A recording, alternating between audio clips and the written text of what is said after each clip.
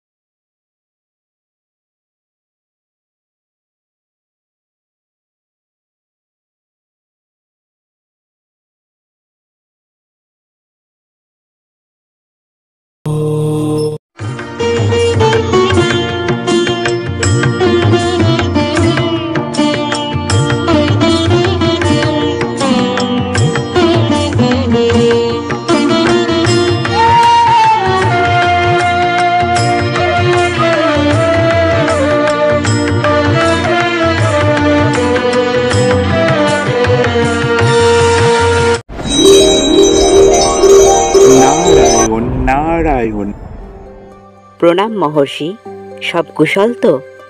আসন গ্রহণ করুন। স্বর্গের সর্বশ্রেষ্ঠ অপ্সরাদের নৃত্যগীত উপভোগ করুন।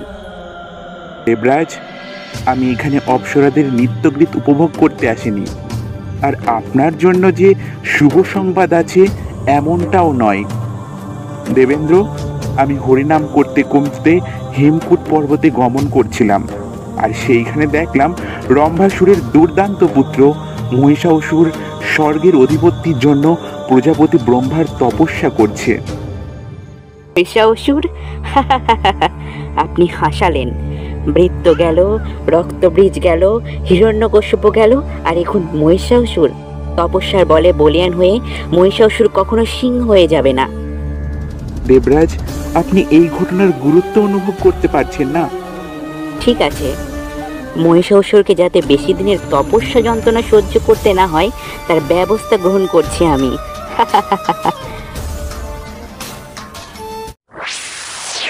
এরপর মহিষাসুরের কাছে একের পর এক জীবজন্তুকে পাঠাতে থাকে তপস্যা ভাঙানোর জন্য।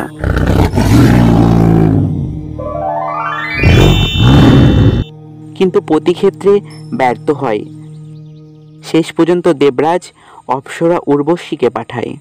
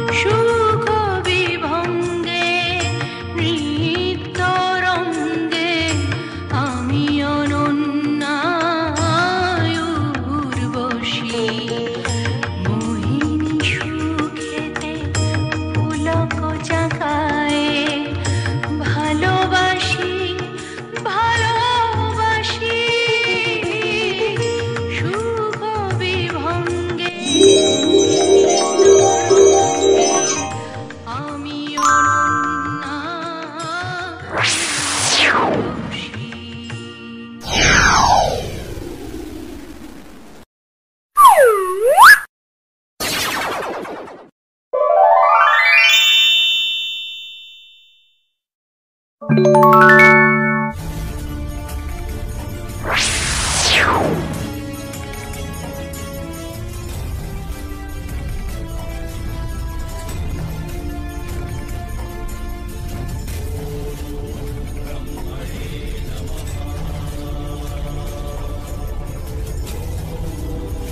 মহিষাসুর, নেত্র উন্মোচন করো।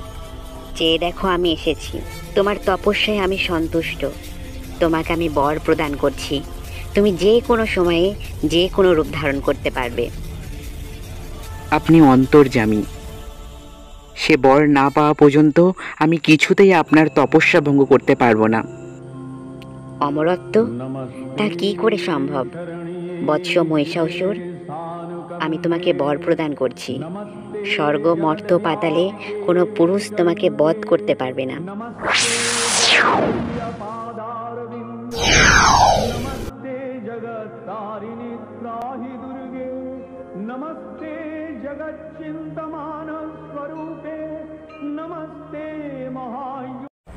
কোনো দানব, মানব, দৈত্য, যক্ষ, রাক্ষস আমায় কেউ বধ করতে পারবে না। এমনকি দেবতাদের কাছেও আমি আবদ্ধ।